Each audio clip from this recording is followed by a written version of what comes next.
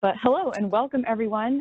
We are so excited to have this webinar with you today. We're really excited that you can be on the webinar. Really excited to have announced our winners of the Oceanov Prize. Oh, before I get too far, I should introduce myself. My name is Carrie Schmaus. I'm a technology manager at the Water Power Technologies office. Been here for about 3 years. And I'm the technical lead for the prize on the DOE side. So we have a wonderful group of folks here with us today, and we're looking forward to answering your questions. So with that, I think we can go ahead and get started.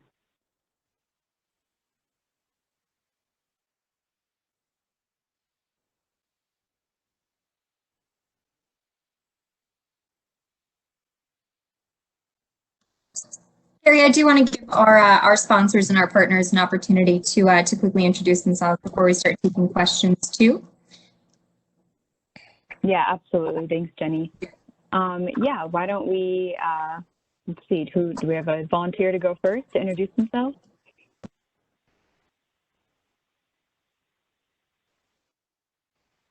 Hi, sure, I'll start. My name is Ryan Gehagen, and I, with my company Treadwood, I am a member of the New England Ocean Cluster here in Portland, Maine. And what I do with my job is I work in renewable energy development, both onshore and offshore, working with projects of both small scale and large grid scale projects. And as a member of the New England Ocean Cluster here in Portland, I have access to significant amount of network and resources related to the blue economy. And so as that, I'll probably send it to Chris to give a little bit more information about the New England Ocean Cluster. Yeah, and actually, hello everyone. Thanks for having me and the Ocean Cluster team. I do believe Patrick Arnold's on this call as well. He may not have his video up, but I'm going to hand over first Ocean Cluster introduction to him. He's our CEO and co-founder. If he can hear us or hear me, I'll let him chime in. Sure, and again, Patrick Arnold, CEO of the New England Ocean Cluster. We're so happy to be a sponsor of your prize and this program. As Ryan alluded to, the Ocean Cluster is a convening of sorts in the blue economy. So we're not just energy focused, but we do have energy focused members and tenants. We do have a physical collaborative work environment up in Portland, Maine, but we are also part of a global network with locations in Iceland, Norway, throughout the United States, up in Alaska. So excited to be participating in all of this. Yeah, and excited to hear more about what each project is focused on and is doing, and how we can learn more about it.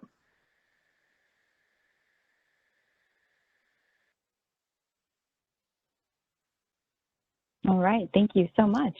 Do we have a volunteer to go second? Do you want me to introduce myself now or later in the presentation? Suzanne. Anne, why don't we have you round out after we hear from our other two sponsors? Great. I can go. Hey everyone, my name is Taylor Witkin. I am the program manager at Seahead Ocean Observing Prize. We are a blue tech startup platform based in Boston. So we also, like New England Ocean Cluster, provide support to a broad array of ocean technology startups, and can provide connections in Boston's growing blue tech space, as well as globally, both on the energy clean tech side, but sort of also beyond that. We also focus on sustainable maritime, fisheries and aquaculture, coastal resilience. Something to note that's coming up, we haven't launched it yet, but this fall we're going to be running a data challenge at the University of Southern Mississippi, and this is focused on leveraging publicly available data sets to tackle big ocean challenges. So this one's going to specifically focus on supporting resilience within the fisheries and aquaculture sector, trying to use this data to predict climate change events and other things that challenge local seafood harvesters. So something to keep an eye out for.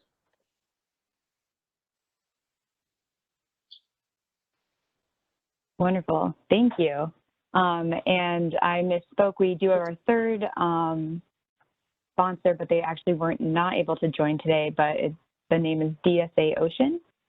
They're wonderful, really happy to have them involved, and you can read more about them on our American Made Challenges website, which I can put in the chat. So I will do that here shortly, but first I'll turn it over to Anne. Okay, so I'm Ann Carpenter, CEO of Braid Theory. We're a venture advisory firm based in Los Angeles. We work with a variety of engineering and science-led entrepreneurs to help them scale, particularly in and around all aspects of blue economy. I and my team members at Braid Theory lead the Blue Power Connectors team that will be working with all of the competitors through the Ocean Observing Prize to help match you with mentors to do very specific workshops, entrepreneur workshops, and blue economy presentations. Do you want me to go through my part now or later in the presentation? Yeah, Anne, it would be great to learn more. Let's do that now. Thank you. Okay, so the partners in the Blue Power Connectors is also, in addition to Braid Theory, it's the consulting firm DNVGL, the organization Washington Maritime Blue, which, like as you heard from the Sea Ahead and the New England Ocean Cluster, they and us, we all work really hard to support the entrepreneurial community in and around ocean tech. And then our other partner is Ocean Exchange, which right now it's an organization that actually provides non-dilutive funding to entrepreneurs who are developing solutions around sustainable ocean and sustainable shipping sectors. Right now, there's an open call for solutions through that organization for 2 $100,000 prizes that will be going through the process and culminating at an event at the end of October. Our role with all your teams, as I mentioned, so starting over the next couple of weeks, with this being the kickoff session, and I'll get a chance to learn a little bit more about all of you, is Joshua Berger from Washington Maritime Blue, and I will personally be reaching out to each of the teams to just kind of chat with you, learn a little bit more about your team, your backgrounds, your goals, and then we will use that to match you with mentors. You will have 2 mentors that will help you sort of on the, I guess I'll say, the commercialization pathway. And then you will also, from the resources from DNVGL, we'll connect you with an industry mentor based on the goals of your team beyond this prize. We were all brought together to really support not just this Ocean Observing Prize, but to really help connect you to the broader blue economy ecosystem that's really developing here in the US and actually throughout the globe. There's been a huge explosion of incubators, accelerators, clusters, organizations that are doing work adjacent to ocean tech, in and around ocean tech, and we're all brought together to kind of help you see this broader picture. The other thing, in addition, so there'll be 4 workshops that we'll be producing between June and October, and those will start with a very in-depth design workshop, or design thinking workshop to augment as you're going on your own design path. The next one will be more focused on, really going from the research and the early stage development to not only looking on agile methodology for your product development, but also looking at the market, gaps in the market, leveraging business models, other ways of helping you move forward on potential commercialization opportunities. The next workshop will be more focused on capacity building, engaging with stakeholders, strengthening your business case through workflow, and looking at all sorts of things around intellectual property as well. And then we'll culminate that with a technology work plan. And really it's to help, all these pieces are designed to help you, either maybe it's going after SBIR funding and follow-on funding through government opportunities. Maybe it's also a straight go-to-market strategy. Maybe it's something that will help you with your internal development and planning as you move forward. All of this is going to be this technology work plan that will work with you to develop as an outcome of this, is really also going to be heavily customized and designed to what your goals are within your own individual teams. We are also brought together to put together sessions, 3 sessions on the broader blue economy opportunities. And to that end, we will be scheduling an all-day workshop set to look at all the different aspects of opportunities for pairing marine energy with aspects in the blue economy, from ports and shipping and transportation to fisheries and aquaculture, to energy specific, to cleanup, to research. And so we really want to give you a very deep dive look at all of the opportunities from business cases within the blue economy. And that's it for now. Thank you. Thank you so much, Anne. And to all of our sponsors and partners, just want to say again how truly excited we are to have you on board. It's really a wonderful opportunity, I think, for the competitors of our prize to get even more engaged in the ocean observing and marine energy community. And we're just really excited to see where this prize goes and to work with this fabulous group of folks. So with that, we can go ahead and turn to our question and answer section of the webinar today.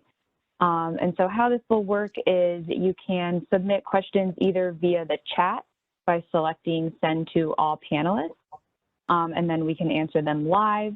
We are also recording this webinar, so you will be able to access this recording at a later date. It will be posted on the HeroX platform that you all have access to, and we'll also be documenting the questions and answers. So anything you ask today will also help the other competitors in the future, and folks that weren't able to make it, or if you just want to remind yourself what the answer to some of these questions were, then you can always refer back to that. Again, that will be on the HeroX website. So with that, I know we received a couple of questions via email. So I'm going to ask Jenny to briefly go through those, and then I see some of these questions coming in through the chat. So we'll start with the email questions and then move to the chat, and then we'll go from there. So Jenny, turn it over to you. Sure, yeah. So the first clarifying question that we've gotten in, and we've gotten this in a couple of times, so I just wanted to open this up to the group and make sure that this was clear for all of the competitors too. It was just a clarifying question in terms of what exactly is meant by the beam length that is defined in the rules document.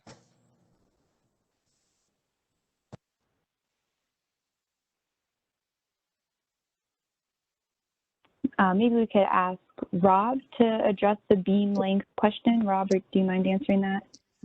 Yes, beam length refers to the width of the system at its widest point.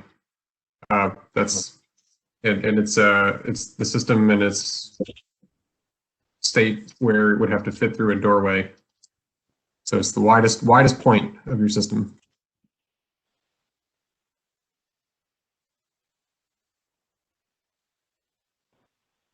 Great. If there are any further clarifications on that question, please feel free to put those into the chat. Okay, we actually have one. The question is, what if it is long and narrow? The dimensions that are in the rules document specify a length and a width. So the beam is the width, and if the length is also within the required length in the rules document, then it's fine. So the rules specify a beam length and an overall and a length. So those are orthogonal to each other. The total length and then the beam is width.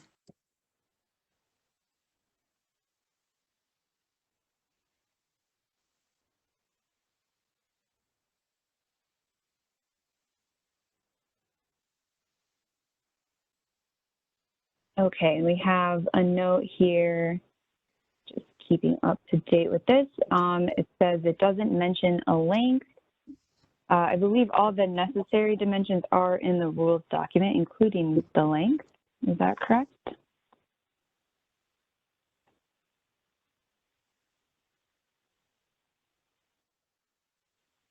Maybe we can move on to a second question, and perhaps, Rob, do you mind just pulling up that rules document? Maybe we can find the exact section to point folks to. Maybe that would be most helpful. Yes, I'll grab the section. Thank you. Okay, Jenny, our second question from the email, I think, had to do with NOAA planning or guaranteeing to purchase technologies. Is that the next one? Yes, that's the next one. Thanks, Carrie. Okay, perfect. So I did touch base with NOAA. Unfortunately, our NOAA partners were not able to join us today, but I did ask them this question. Just to be clear, we did not, and we never have guaranteed or inferred that NOAA will be purchasing any of the devices that that the competitors prototyped during this prize. However, we did work closely with NOAA to ensure that the final devices that will be generated from the prize do meet an actual real life need that NOAA has. But again, no plan, no guarantee to purchase the technologies. I did actually get a link from our NOAA partners to a website that may be of interest, a program that NOAA runs. So let me just find that in my inbox and I will post that in the chat. It is the IU's OTT page. And they said that they do have periodic funding opportunities through OTT's Ocean Technology Transition Program. And the goal of that program is to infuse the system, the ocean observing system, with new technologies. So I would encourage folks to keep an eye out on the OTT page, which I'll drop in the chat here really quickly, as they may have a funding opportunity that is relevant to some of the devices that come out of the prize. Okay. I can jump in here with a clarification on the length, if it's now's a good time. So, yeah, so the length requirement, length requirement is in the rule for the volume of the package system. So that's the system, that's the packaged length. The beam is for the assembled system. So I just want to clarify that length, it can be longer than the packaged volume requirement states for the assembled system, but the beam is for the assembled system that's listed. And that's on day 2 dockside dry check 5 is the check for the beam width.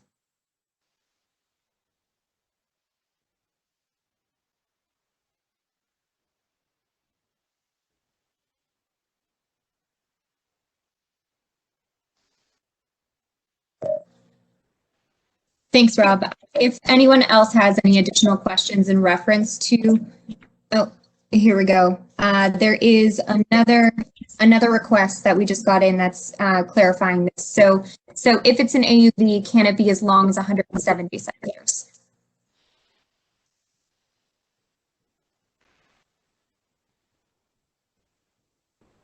Maybe we'll get some more clarification on long. This is which dimension?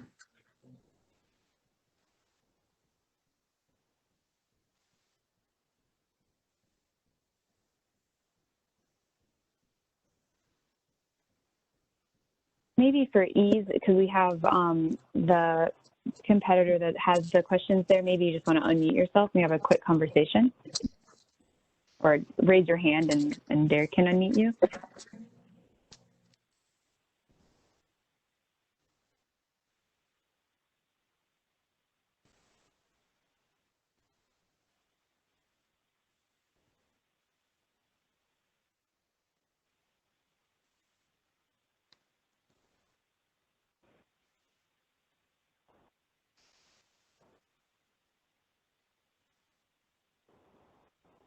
Okay, well, maybe in the interest of time, we'll move on, but to folks with questions about dimensions and what's allowed, we will be sure to, why don't you go ahead and send us an email, and we'll be sure to follow up and make sure that that answer is posted for all to see. So maybe, Jenny, if I could ask you to put in that email address into the chat again, just so it's easy for folks to find. But I'm seeing a lot of questions in, so I want to make sure that we get through as many as we possibly can in the kind of short hour that we have here. Okay, so we had a question about a partnership opportunity on the NSF Convergence Accelerator. This is another federal program, another R&D funding program. Right now, we are not working together with NSF, but certainly devices that you produce through the Ocean Observing Prize, if they are appropriate for the NSF Convergence Accelerator program, there's nothing barring you from participating in another federal program after the prize has concluded. And it's a pretty interesting program, and maybe something of use to folks. So I'll put that link there in the chat for folks to check that out. If that didn't answer your question, please feel free to submit a clarification. But with that, we will move on to a question about the dummy payload. So the question is the DPPM/ADCP you provide watertight? So maybe I could ask maybe Aaron or Rob or somebody to answer that question. Yep, the DPPM is watertight and rated to 50 meters.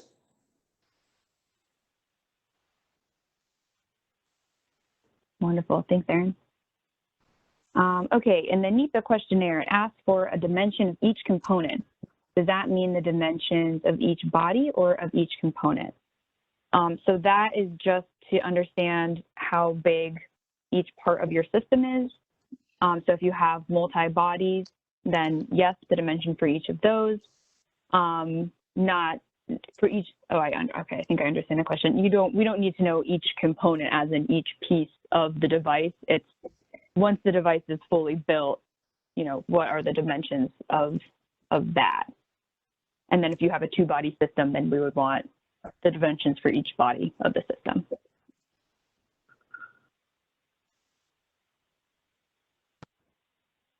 Okay. We had another question about engaging frequently with the prize sponsors. Who are they? Well, you met them today. You can also find more information on the American Made Challenges website, which was the first link that I put in. There's up at the top, if you go to americanmadechallenges.org/oceanobserving, there's a sponsors and partners website that has everybody that is sponsoring or partnered with the prize listed there. Also, the best way to keep up to date with that is to just keep an eye on your email. Folks that are offering webinars or trainings or resources or any other kind of support throughout the prize will be communicating those via email. So you'll just want to make sure that you keep a close eye on that to understand how to most effectively engage with all the wonderful opportunities that our sponsors are providing.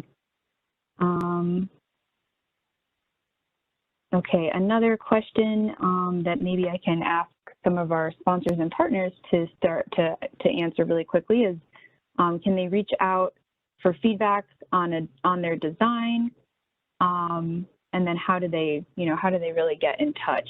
And there's a more specific question here about questions about a CTD and some of the feedback that they received in the design contest. So is there anyone that wants to comment on kind of design mentoring type of resources?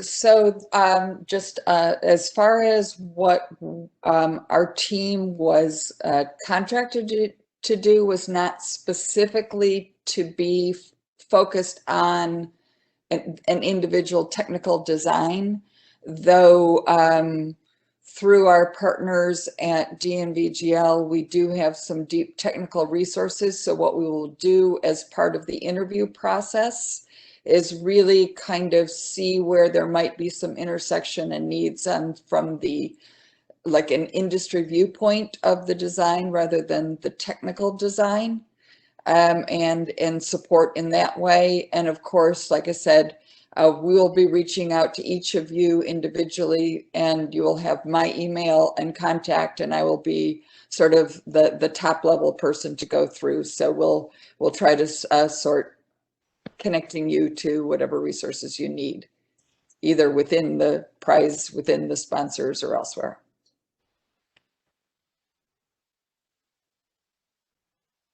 Great. And when it comes to New England Ocean Cluster as a sponsor, I'm the point person as well for any inquiries into opportunities to connect with someone within our network. So we are a brand new sponsor for this program, and we have a deep network as Patrick and Chris laid out.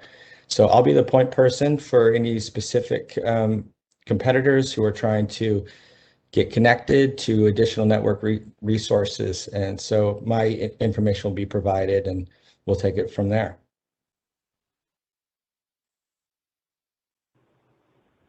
All right, thank you both very much. Okay, our next question is about a WEC that's intended for deep sea wave motion, but the tank test will be too shallow to demonstrate its full potential, and a question about providing data from an ocean test. Maybe I'll start that answer and then I'll pass it off to some of the technical folks on the line, but just a reminder of what the prize right now is intending to offer is we'll have our tank test at the Carderock site, and then that will be followed by an open water test. We're looking somewhere in September 2022, sometime in the autumn. And that, of course, will be in open water. So that certainly would be an opportunity to do an open water test, but I'll open it up to the rest of the team and see if anyone else has an additional comment on that.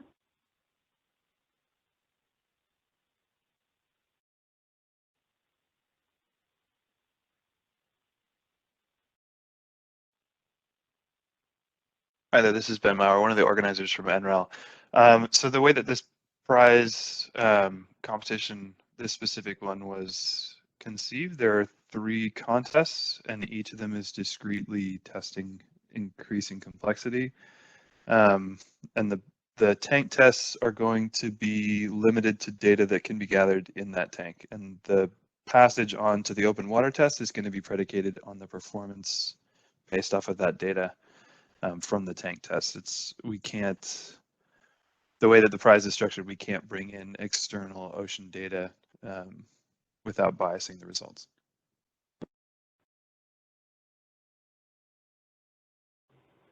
Thanks, Ben.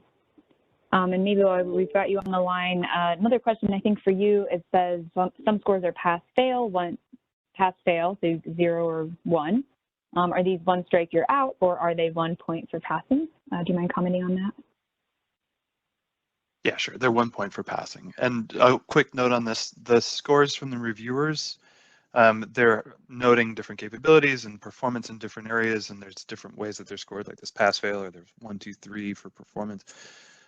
Those are going to be used not necessarily as a direct one-to-one with how those aren't going to translate into a sum score, is what I'm trying to say, that determines rankings. The judges are going to look at those reviewer scores for those different categories and make an overall assessment based off of sums for different sections and overall performance for the different technologies. So to answer the specific question, that's not one fail and you're out at all. That's just you didn't perform as anticipated for that one portion of the evaluation. And then there's a note that we're going to take a synoptic look at how the different technologies performed during the judging phase. Thanks, Ben. We had a follow-up question from about the tank testing of the WEC. It says it seems there's actually very little scoring from the amount of energy recovered. Is that correct? And then is it correct to read that even if our system is unable to capture energy due to the artificial size constraint, is that okay? Maybe Ben, I'll ask you to start that and then I can fill in if there's any other details. Sure, so there's general weightings in the different categories between maneuvering and recharge and things like that. And so while there's little in terms of individual criteria for the recharge category, those are pretty heavily weighted. So I don't quite know what you mean by okay if it can't recharge.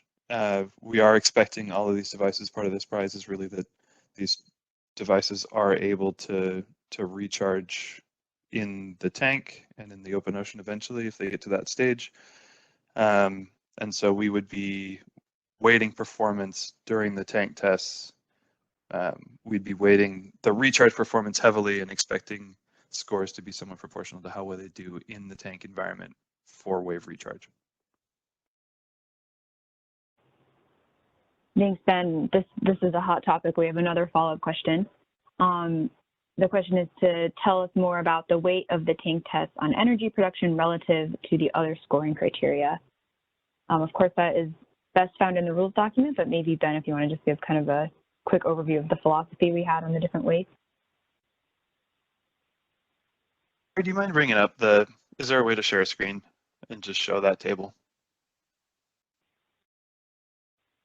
I can, while you're working on that, if that is possible.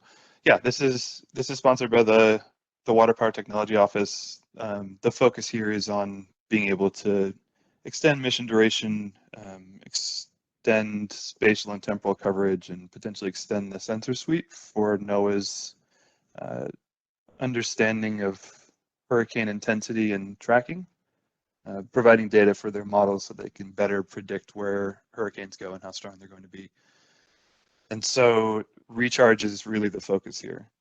It's the most heavily weighted and it's the most heavily rewarded of the categories. These are meant to be autonomous mobile systems, so the second most heavily weighted is going to be your maneuvering.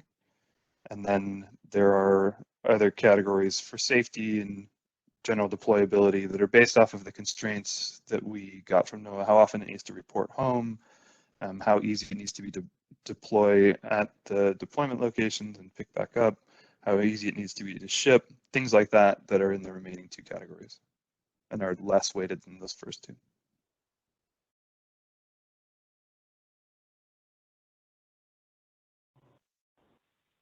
Thanks, Ben. We'll just invite folks to refer to the rules document for the specific weights, but we are starting to run out of time. So we will move on here. Okay, this is a question I think probably for Jenny. It says, is the submission of all docs sent to the private box that was sent to us, aside from those specified, do those go to the ocean observing? So maybe Jenny, if you could just quickly touch on where these different things should go. Yes, of course. So there are specific instructions throughout the rules document in the timeline chart that's in section 3, and it defines exactly where those submissions are supposed to go. But the box folder is intended to kind of supplement the email submissions that you send in, just because we know there are limitations on those that are sent via email. So it is intended to provide you additional space.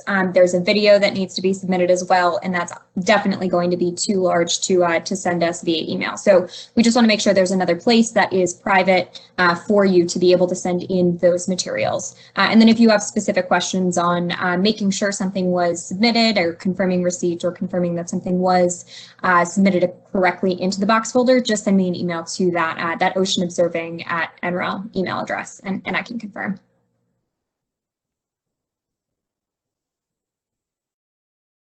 Thanks, Jenny. All right, we have a host of questions about the actual test.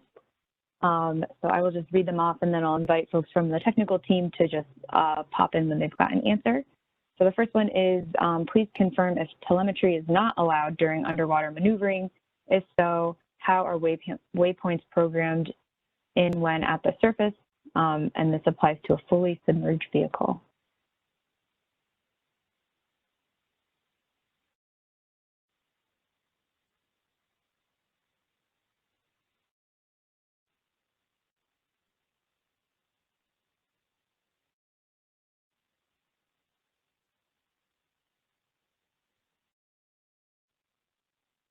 Okay, it sounds like that may be one that we need to come back to and answer via the FAQ page. So I will highlight that to be answered at a later time. Okay, another question about the tank test. It says, will waves be directed dominantly from the north actuator or west actuator or both?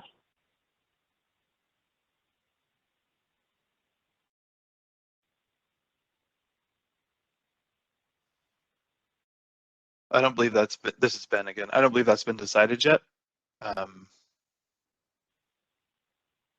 Yeah, if whoever asked that question could provide more information on what their concern is, I think I might be missing the point of that question. Obviously, both would be a bit trickier, but is there a difference between north and west, I guess?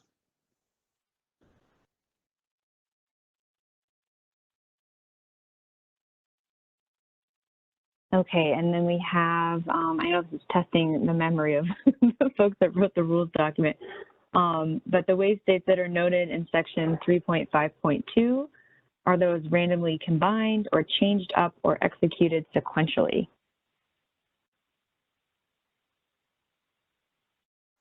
Those are executed sequentially. They are potentially in random order. So from one contestant's test date to the next, we might change the order that we choose to execute the sequence, but they will be sequential. Thanks, Ben. Okay, a question about the dummy payload. It says, are there any changes in form factor that will be considered for the build competition? This is highly relevant in terms of our AUV design complexity and cost, as well as how realistic our design is. Anyone that can comment on that? At this time, there are no changes in form factor. All of the DPPMs will match what is published on the HeroX site right now. Thank you, Erin. Okay, a question about shipping. Is it required to use a commercial shipping company, or can folks deliver it themselves? And can they bring any components with them as they arrive to the test facility?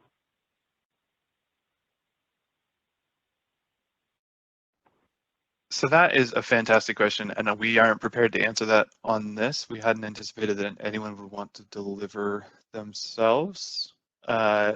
We do anticipate that it's not just the two or one bodies of the system, but also additional components, spares, tools, things like that. So those are fine. But we will check with Carter Rock to see if there's even a way for folks to deliver themselves, or if it has to be formal shipping and receiving. Thanks, Ben. I have that highlighted as one to be sure that we answer electronically. Okay, a question about data collection. It says they mentioned data collection during testing. What are we collecting? Are we provided a CTD?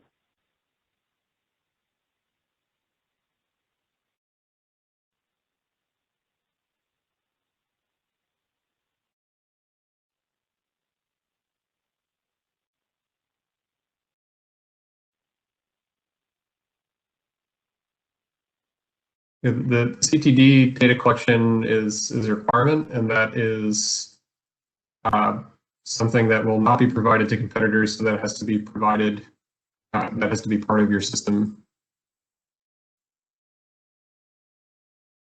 And I have the rules document pulled up here. I'll note that that is on page 51, has data collections and communications requirement. And number 14 says system must incorporate a commercially available CTD instrument that is able to sample at the rated depth of the system. So hopefully that provides some clarity there. Okay, now we have a question about batteries. Can we expect to begin our testing with charged batteries? Will we be able to swap batteries midday since the charge rate may not facilitate recharging a battery during a short test window?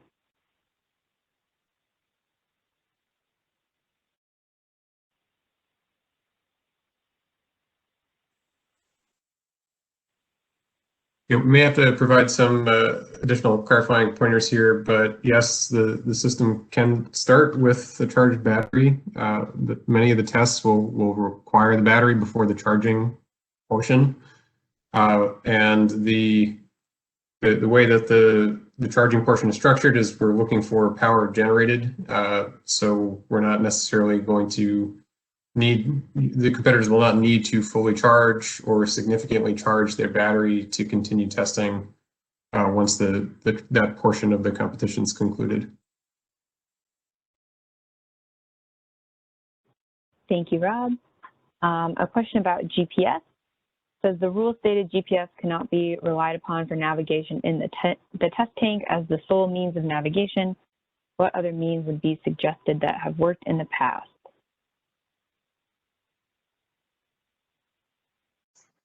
This is Ben again.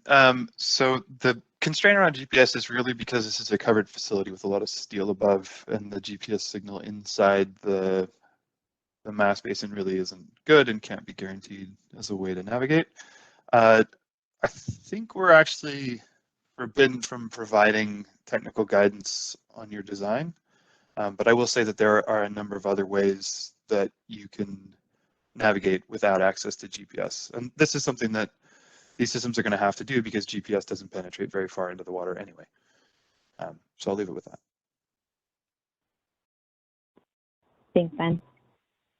Okay, a question about where the device can be for wave generation. It says, may the vehicle use any portion of the tank for wave generation, for example, the deep south section or closer to actuators?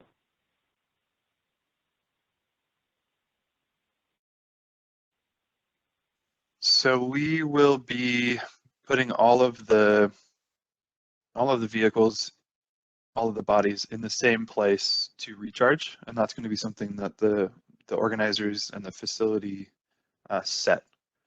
So we're going to be defining that and setting up the actual test in the location that we decide.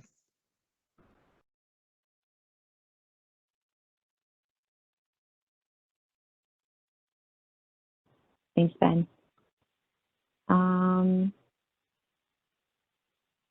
Okay. In the quick data visualization, it asks for a comms log through all channels. Could you please elaborate on this? Do we need to just show initial connection or every packet of information transmitted?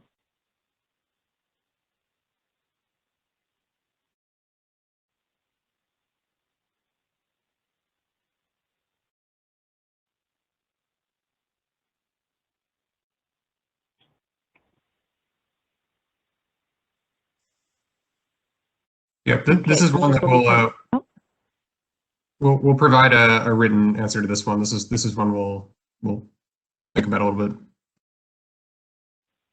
Thanks. Okay, a question about logistics. There is 120 minutes of tank time with 60 minutes of wave action. What is the other 60 minutes for?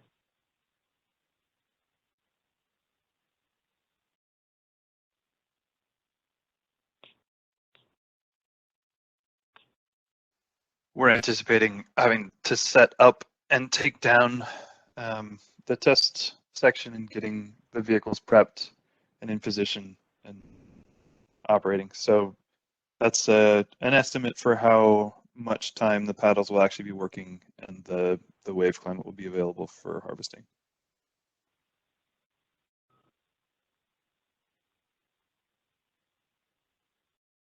Thank you, Ben.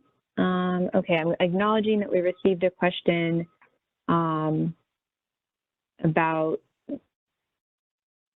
the data and providing immediate visual representation. I think that that is something that we will have to provide a written answer to, but to the person that asked that question, we do have it recorded. Okay, a question about batteries. How is the capacity of the battery determined? LiPos can't be discharged completely, so would that just be until our battery management system cuts off?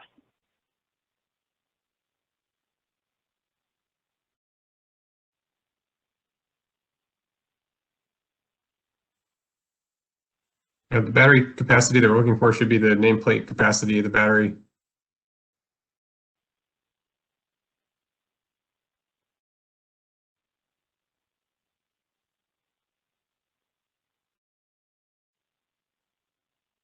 Okay, thank you. And then somebody has a question about the rule for cameras and video recording devices allowed in the facility. Of course, we have cameras on cell phones and laptops and video recorders, and a WEC is expected to have an onboard camera potentially for autonomous navigation. Will this be a problem?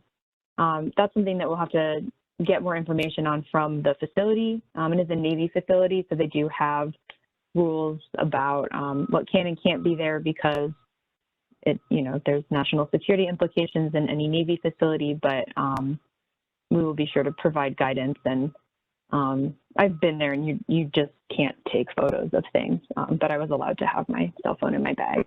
So it won't be anything that will hinder the success of our test, but there will be some pretty specific rules, but we'll be sure that all the competitors are aware of what those are, so nobody accidentally breaks any. If I could jump in there, Carrie, too. I would refer folks to the appendix where we have some of those rules from Carderock, and then also encourage people, if they have specific concerns like a camera mounted for autonomy on the WEC itself, to reach out to us so that we can share that with the facility and give them a heads up of what's coming. They are very willing to work with us, recognizing that there are some rules we'll need to bend to be able to test these systems appropriately, but they are very strict about those rules, and that is a non-negotiable. Breaking those rules is grounds for disqualification. Thanks, Ben. Yeah, we'll make sure everybody is, the appendix has a really nice outline, and if you have specific questions, please reach out, and we just want to make sure everyone knows what the rules are so we don't have any accidental issues. Okay, just a time check. We do have about 8 minutes left. Just double checking what we have here. We have somebody that asked if the HeroX forum is still the best place to ask additional questions. The answer is absolutely yes. The nice thing about that too is that they are published publicly, so that way your question may help somebody else as well. So please do continue to put questions through to the HeroX forum, and we'll get those answers just as soon as we can. Okay. It looks like, we did have an additional clarification about the AUV length. Thank you to Rob for looking through the rules. To find this answer, it says, yes, a system can be 170 centimeters long when assembled. So hopefully that is helpful. Okay, we'll give folks just another minute to put any last questions into the chat. But again, this presentation has been recorded, so we'll be sure to share that with folks on the HeroX platform. And we will submit some written answers to the questions that we weren't able to get to. or didn't have enough information to answer live during our call here today. Okay, we did get one more question. Oh, sorry, Jenny, were you gonna? Yeah, I was just gonna, additional question. So yep. Yep, thank you. Okay, we have a question that says, rules say to be submerged for 10 minutes. How far down do we need to go? Up to 35 meters max depth.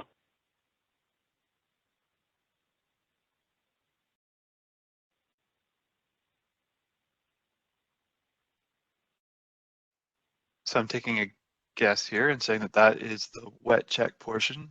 And this will be in a small tank well under 35 meters depth for that 10-minute period. Thanks, Ben. And then a question about, it says, how do we establish the initial waypoint?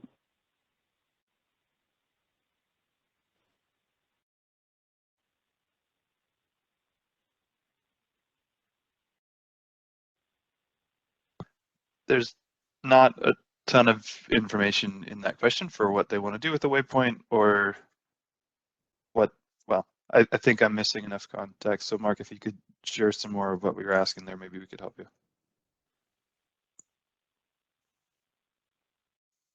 Thanks, Ben. Then we got a question. Are you able to submit the financial forms after May 31st if we submit the NEPA and intent to compete by the deadline? Jenny, do you know the answer to that? Or we can get back to that question too. Yeah, I can answer this question. You can submit the forms later, but I do just want to qualify that with it does take time for us to process the payments. So the longer that that's delayed, the longer it will take for us to actually pay you. So the sooner that you provide those financial forms, the easier it will be to make sure that those payments get through, and then you'll be able to use those funds then to continue to go through the build contest. The NEPA form and the intent to compete form, though, are a very hard deadline of that May 31st. So please make sure to submit those on time. Thanks, Jenny.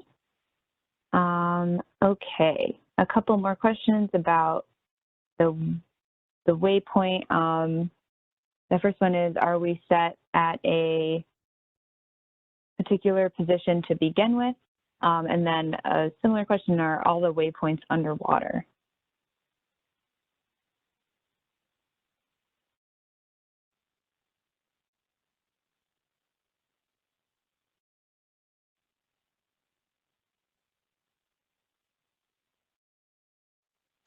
Yeah, so we'll be setting folks at a specific position to begin with.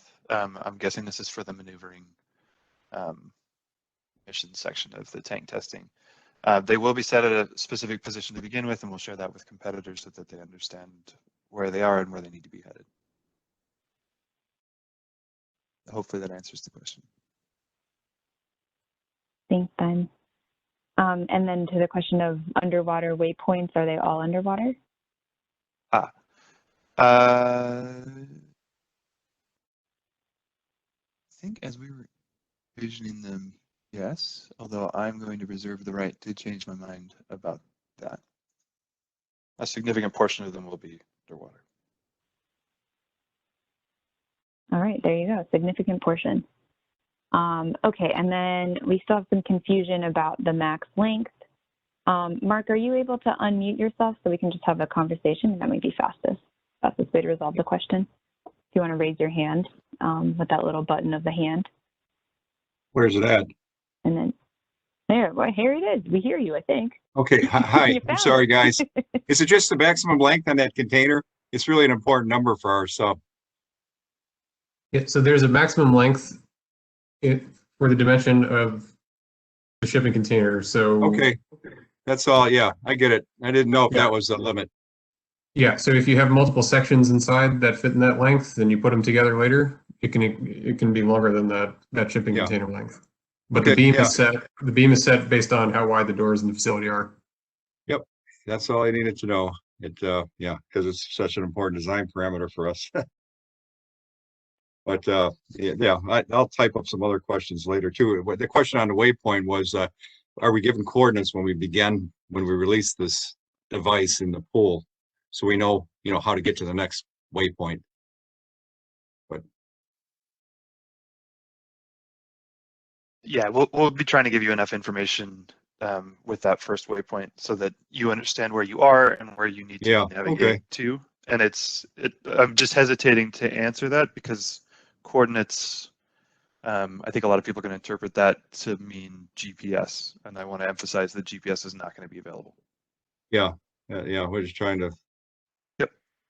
Yep, I get it. And I guess the power during that 60-minute in a wave tank, that's all measured by the batteries are shut off on a device for powering any thrusters, and the power produced by the waves is collected through this dummy payload. Yeah, during that 60-minute period, the dummy payload's going to be measuring how much the wave, how much power the PTO is putting towards the battery. Okay, good enough. Thank you, guys. Thanks, Mark. Thank you. All right, well, that brings us to the close of our question and answer session. So I hope this was helpful. Again, everything will be available on the HeroX website. And I know it's a little confusing. We have HeroX for submitting and answering questions, and that's where the rules document is.